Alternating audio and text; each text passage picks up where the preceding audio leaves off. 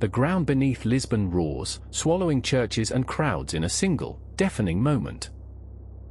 It is the morning of November 1, 1755, All Saints' Day, when the city streets are already thick with the incense of Mass and the scent of roasted chestnuts. In an instant, a tremor of unimaginable force cracks the stone facades, topples the towering campanile of the Say, and throws the harbor into chaos.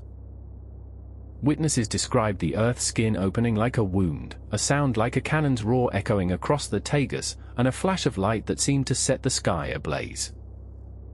Within minutes, the city is a tableau of collapsing masonry, screaming refugees, and a towering column of water that rushes inland as the tsunami crashes over the waterfront, pulling ships onto the streets like toys.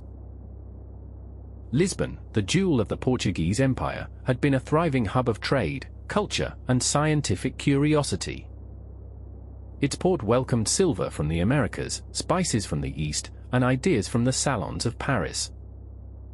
The Quake, however, does not discriminate between riches and piety. It shatters the cathedral, the royal palace, and the very confidence of a nation that had seen itself as a divine instrument of progress. The immediate human toll is staggering. Contemporary estimates vary, but contemporary reports speak of tens of thousands dead, many more injured, and a city rendered uninhabitable within hours. The smell of burning timber mingles with the iron tang of blood, while the cries of the wounded rise above the relentless crash of waves. The first beat of the story follows the frantic scramble for survival. Survivors cling to whatever debris remains, forming human chains to pull the injured from the rubble. Priests, once seated in pews, now swing heavy beams to clear pathways.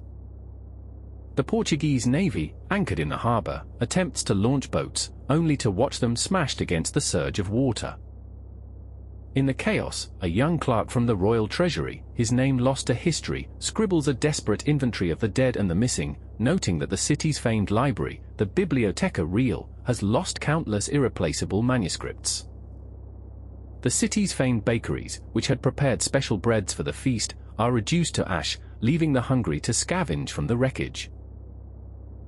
The second beat moves beyond the immediate disaster to the spread of news across Europe.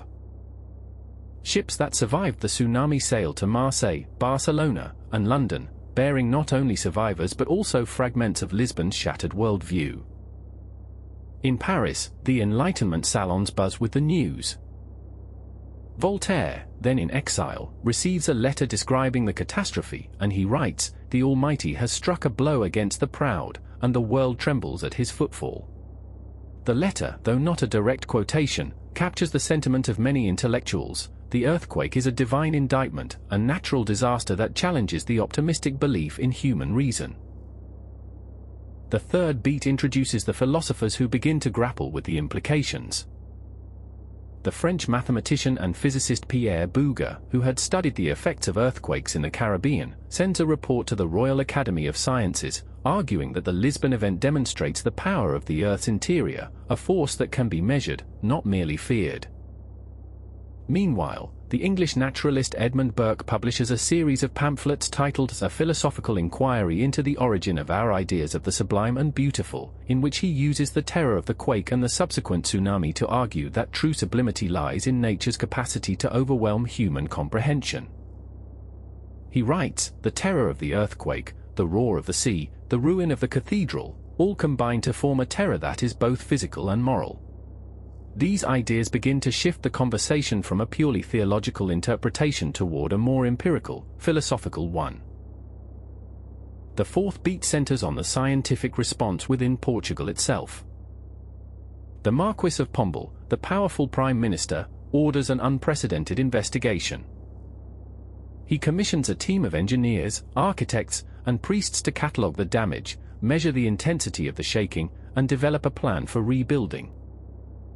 This team includes the young military engineer, whose name appears only as the chief of the Royal Works, and who later drafts the famous Pombaline anti-seismic design.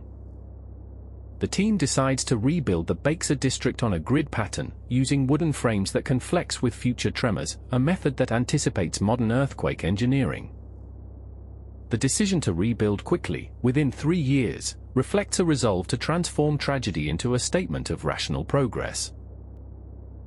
Midway through the narrative, the turn arrives, a recently uncovered letter from an anonymous Portuguese priest, written weeks after the quake, reveals that many of the city's elite had already been debating the limits of human reason before the disaster struck.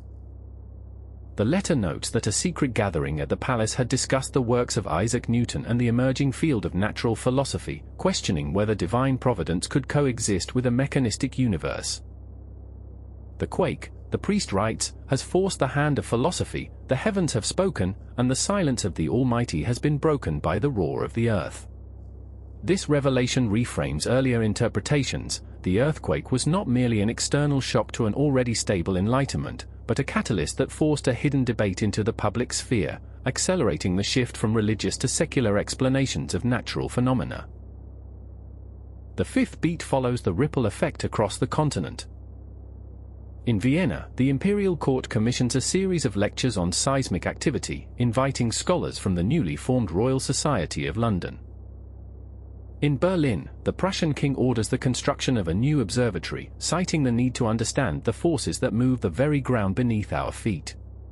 The ripple reaches the American colonies, where Benjamin Franklin, then a printer and scientist, writes to his correspondent in Lisbon, noting that the quake proves the interconnectedness of the Atlantic world.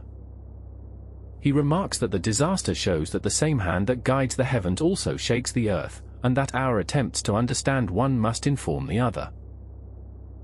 The final beat looks at the lasting intellectual legacy. The Lisbon earthquake becomes a cornerstone case study in the emerging discipline of seismology. It forces philosophers to confront the problem of evil not as a theological abstraction but as a concrete, observable event. The Enlightenment, often portrayed as a smooth march toward reason, now shows a jagged edge where nature itself demands explanation. The debate over whether the quake was a punishment, a natural law, or a combination of both persists in the pages of journals for decades. Even today, historians argue whether the disaster accelerated the decline of absolutist monarchies or simply provided a vivid illustration for ideas already in motion. As the dust settles, the rebuilt Lisbon stands as a testament to human resilience and rational design. Its wide avenues, its anti-seismic buildings, and its renewed libraries symbolize a city that chose to answer destruction with order. Yet, on quiet evenings, when the Atlantic wind sighs through the rebuilt streets, some still recall the night the earth opened and wonder whether the trembling beneath their feet is a reminder that reason, however powerful, remains vulnerable to forces beyond its control. The question lingers, did the Lisbon earthquake truly reshape European thought, or did it merely expose a shift already underway, amplifying a transformation that would have occurred nonetheless? The answer remains a matter of debate, echoing the tremors that still reverberate through philosophy, science, and the collective memory of a continent.